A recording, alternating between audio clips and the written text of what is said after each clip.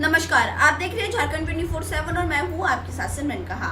विधानसभा चुनाव में 52 से अधिक विधानसभा सीटों पर जीत का लक्ष्य लेकर चल रही है। पूर्व मुख्यमंत्री चंपई सोरेन के शामिल होने के बाद प्रदेश भाजपा ने आंतरिक सर्वे कराया।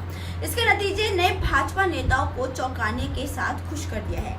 दरअसल सरकार बनने की संभावना दिखने पर पार्टी का उत्साह बढ़ा है। 2024 के लोकसभा चुनाव में भाजपा को 52 विधानसभा सीटों पर बढ़त मिली थी।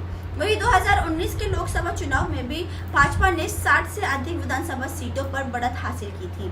हालांकि उसी साल हुए विधानसभा चुनाव में भाजपा की हार हुई थी, लेकिन भाजपा को करीब 52 लाख मत मिले थे।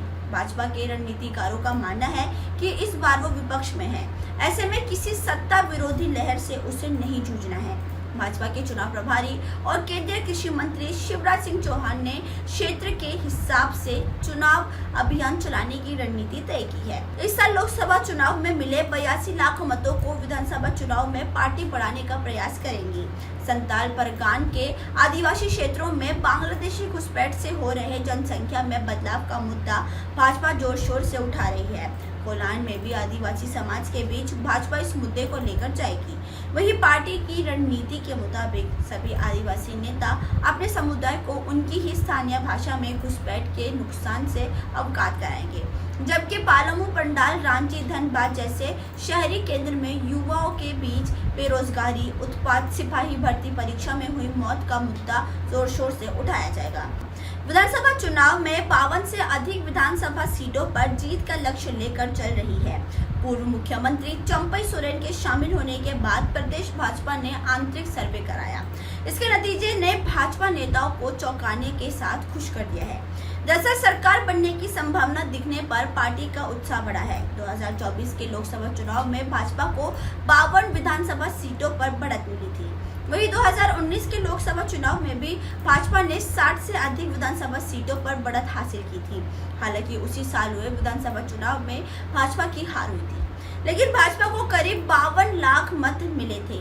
भाजपा के रणनीतिकारों का मानना है कि इस बार वो विपक्ष में है, ऐसे में किसी सत्ता विरोधी लहर से उसे नहीं जूझना है। भाजपा के चुनाव प्रभारी और केंद्रीय कृषि मंत्री शिवराज सिंह चौहान ने क्षेत्र के हिसाब से चुनाव अभियान चलाने की रणनीति तय की है। इस साल लोकसभा चुनाव में मिले 82 लाख मतों को विधानसभा चुनाव में पार्टी बढ़ाने का प्रयास करेंगी।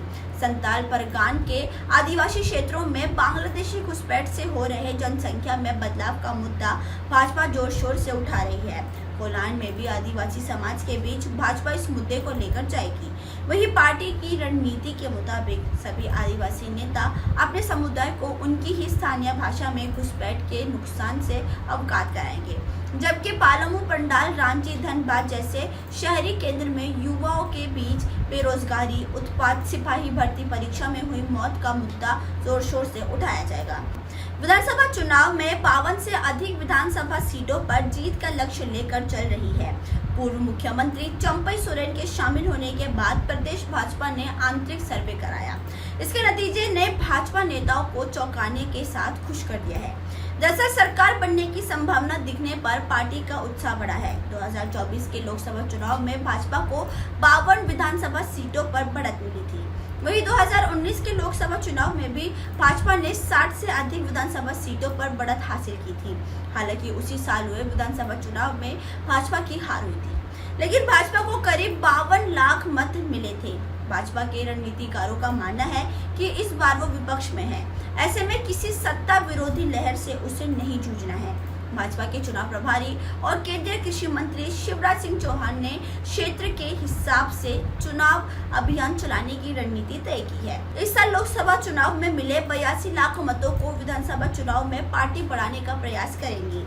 संताल परगना के आदिवासी क्षेत्रों में बांग्लादेशी घुसपैठ से हो रहे जनसंख्या में बदलाव का मुद्दा भाजपा जोर शोर से उठा रही है। कोलान में भी आदिवासी समाज के बीच भाजपा इस मुद्दे को लेकर जाएगी। वहीं पार्टी की रणनीति के मुताबिक सभी आदिवासी नेता अपने समुदाय को उनकी ही स्थानीय भाषा में घुसपैठ के नुकसान से अवगत कराएंगे, जबकि पालामू, पंडाल, रांची, धनबाद जैसे शहरी केंद्र में युवाओं के बीच बेरोजगारी, उत्पात, सिपाही भर्ती परीक्षा में हुई मौत का मुद्दा जोर शोर से उठाया जाएगा। खैर अभी के लिए फिलहाल बस इतना ही। झारखंड से जुड़ी खबरों को जानने के लिए आप देखते रहिए झारखंड 24/7। धन्यवाद।